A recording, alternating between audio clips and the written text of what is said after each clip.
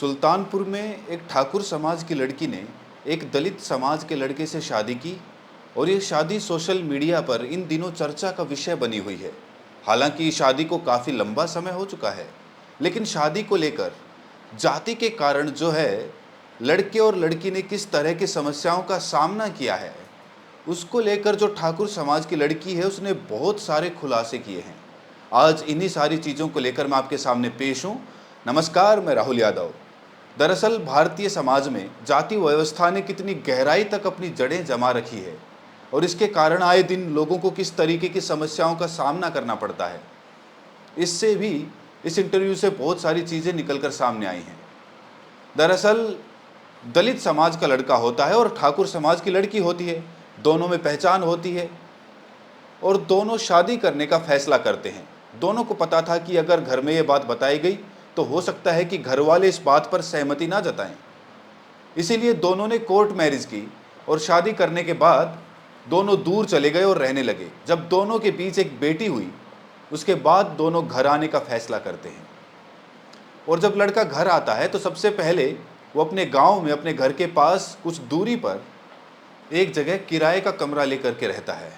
धीरे धीरे ये बात सबसे पहले लड़के के घर वालों को पता चलती है और उन्हें पता चलता है कि उनके बेटे ने किसी लड़की से शादी कर ली है और एक बेटी भी हो चुकी है। पहले तो घर वालों ने काफ़ी समय तक असहमति जताई, घर में भी विवाद होता रहा, लेकिन कुछ समय बाद लड़के के घर वालों ने रिश्ते को स्वीकार कर लिया। अब आती है बारी दूसरे पक्ष की। तो कुछ दिनों बाद लड़की अपने मायके जाती है और उसके अलावा वहाँ पर अपने घर वालों से मुलाकात करती है और घर वालों को सूचना देती है कि उसने एक लड़के से शादी कर ली है। और घर वालों का सबसे पहला सवाल यही होता है कि लड़का कौन है, कहाँ का रहने वाला है, क्या करता है और उसकी जाति क्या है। जब लड़की ने ये बात बताई कि अपने पिता को ये बात बताई कि वो दलित समाज से है, तो उसके पिता का सबसे पहले गुस्सा हो जाते हैं, लेकिन वो अपने गुस्से को दबा ले जाते हैं और उसने ये बात अपनी पत्नी से बताई, लड़की की माँ से बताई।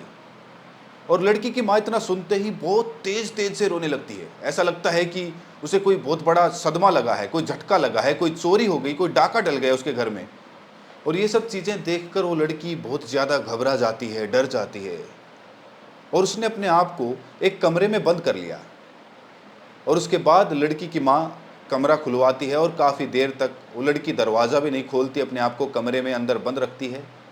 काफ़ी मान मनोबल के बाद जब लड़की कमरे का दरवाज़ा खोलती है और उसकी माँ जैसे ही अंदर आती है तो उसकी माँ अपनी बेटी को पकड़ करके बहुत तेज़ तेज़ से आवाज़ में रोने लगती है।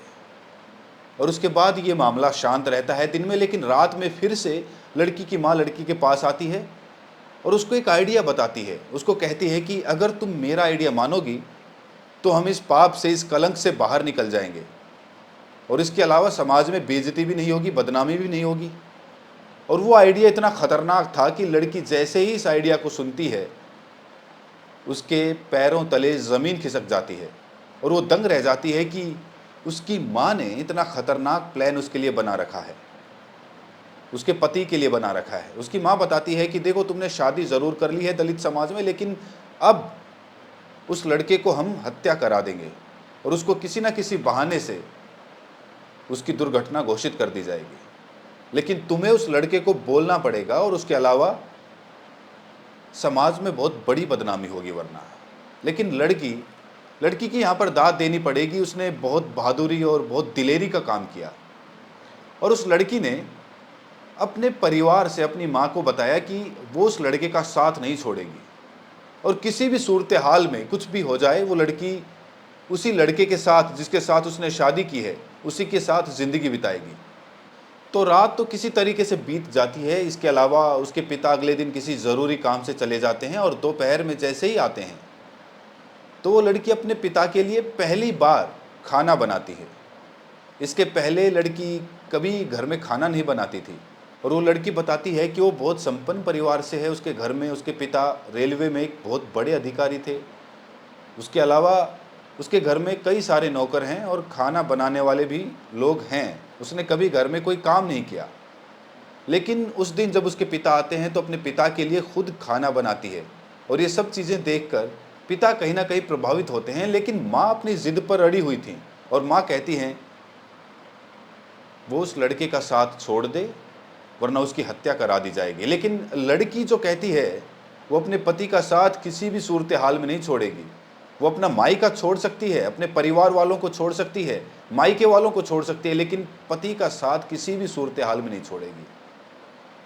ये सब चीज़ें होने के बाद लड़की अपने ससुराल चली जाती है, घर चली जाती है, और उसके कुछ दिनों बाद लड़की पक्ष की तरफ से बहुत सारे ठाकुर समाज के लोग और इसके अलावा उस लड़की के बहुत सारे रिश्तेदार, मामा, बहुत सारे लोग होते हैं और लड़की के ससुराल पर जो दलित का घर होता है, दलित पक्ष के यहाँ पर धावा बोल देते हैं। लेकिन लड़की डटी रहती है अपने फैसले के साथ। वो कहती है कि वो अपने पति के साथ रहेगी, वो अपने पति का साथ नहीं छोड़ेगी। थक हार कर लड़की के घर वालों को, माई के पक्ष वालों को घर वापस आना पड़ता है। ये सारी चीज़ें हो रही थी। दूसरी तरफ शादी को काफ़ी लंबा समय हो चुका था, एक बेटी भी थी। अब उसके इंटरव्यू बहुत सारे वायरल हो रहे हैं। लड़की अपने परिवार के बारे में, अपने घर वालों के बारे में, शादी के बाद किस तरह की समस्याओं का सामना किया, किस तरीके के सामाजिक ताने बाने का सामना किया, उसके अलावा परिवार के लोगों को किस तरीके के ताने दिए गए, घर से किस तरह से दूर रहना पड़ा, दर दर की ठोकरें खाने पड़ी, समाज ने किस तरीके से उसके रिश्ते को सहमति नहीं दी। तो इन सब चीज़ों को लेकर जो समस्याएं हुई, जगह जगह उनको भागना पड़ा, अपने ठिकाने बदलने पड़े। अब उस लड़की ने अपनी शादी को लेकर, शादी के बाद जो समस्याएं हुई, इंटरव्यूज़ के माध्यम से, सोशल मीडिया के माध्यम से समाज में जो सच लाने की कोशिश की है। और इसके अलावा बताते हैं कि लड़की ने जब शादी की तो ठाकुर समाज के कई सारे लोगों ने उसको बहुत ज़्यादा उल्हाने दिए। उसके परिवार से लोगों ने दूरियां बना ली, रिश्ते ख़राब कर लिए। लेकिन परिवार के साथ साथ उस लड़की को जिन समस्याओं का सामना करना पड़ा, उसने अपना दर्द बयां किया और बताया कि शादी के बाद कई बार उसे इस तरीके की समस्याओं से गुजरना पड़ा कि उसे एक समय पे ऐसा लगा कि वो शायद थक जाएंगी, हार जाएंगी, टूट जाएंगी। तो उस लड़की ने बताया कि एक समय के लिए उसके मायके वाले, परिवार वाले जो हैं, कहीं ना कहीं सहमत भी हो रहे थे धीरे धीरे। लेकिन जो समाज के लोग थे, जो गाँव के लोग थे, जिनके अंदर ये था कि ठाकुर समाज की लड़की दलित के यहाँ बहू बन के चली गई, तो ये सब चीज़ें जो परिवार के लोगों को, आसपास के लोगों से सहनी पड़ रही थी, जो ताने सहने पड़ रहे थे, ताने दिए जा रहे थे, सामाजिक दबाव बनाया जा रहा था, इससे परिवार को बहुत ज़्यादा पीड़ा से गुजरना पड़ा।